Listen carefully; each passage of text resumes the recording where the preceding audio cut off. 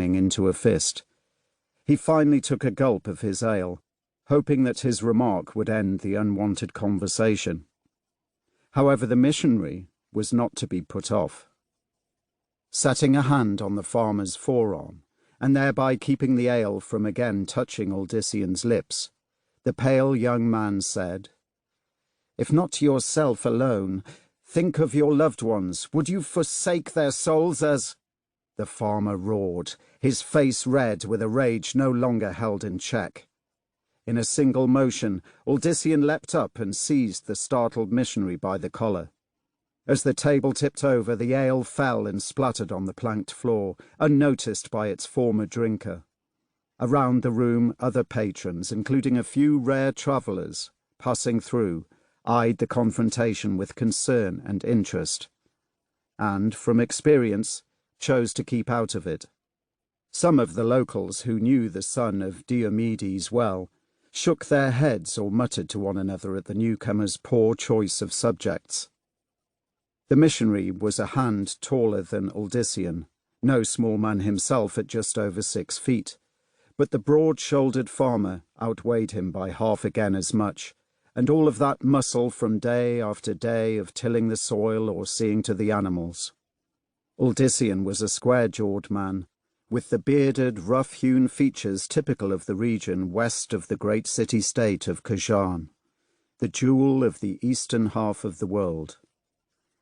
Deep brown eyes burned into the more pale ones of the gaunt and surprisingly young features of the cathedral's proselytizer. "The souls of most of my family are beyond the prophet's gathering, brother. They died nearly 10 years ago, all to plague." "I shall say a prayer for them."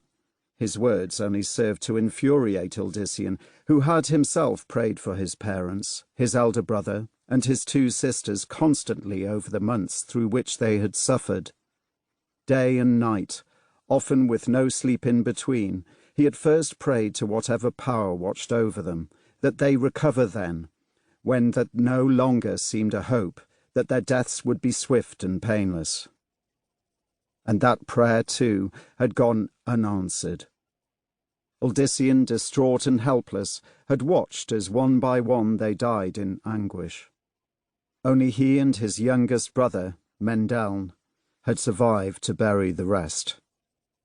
Even then, there had been missionaries, and even then, they had talked of the souls of his family and how their particular sects had the answers to everything. 2-1, they had promised Aldician that, if he followed their particular path, he would find peace over his loved one's losses. But Aldician, once a devout believer, had very vocally denounced each and every one of them. Their words rang hollow, and his refusals seemed later justified when the missionaries' sects faded away, as surely as each season on the farm. But not all.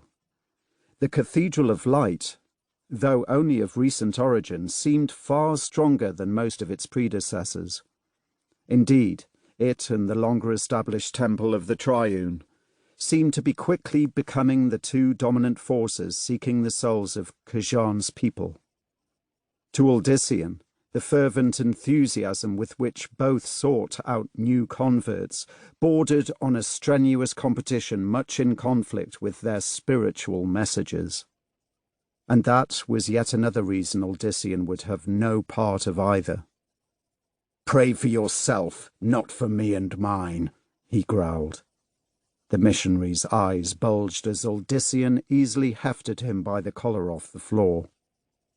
The squat, balding figure behind the counter slipped out to intervene. Tibion was several years senior and no match against Aldician, but he had been Diomedes' good friend, and so his words had effect on the furious farmer. "Aldician, mind my establishment if'n you can't mind yourself, eh?" Aldician hesitated, the proprietor's words cutting through his anguish. His gaze swept from the pale face before him to Tibion's round one, then back again. A frustrated scowl still on his face, he let the figure in his grip drop in an undignified heap on the floor.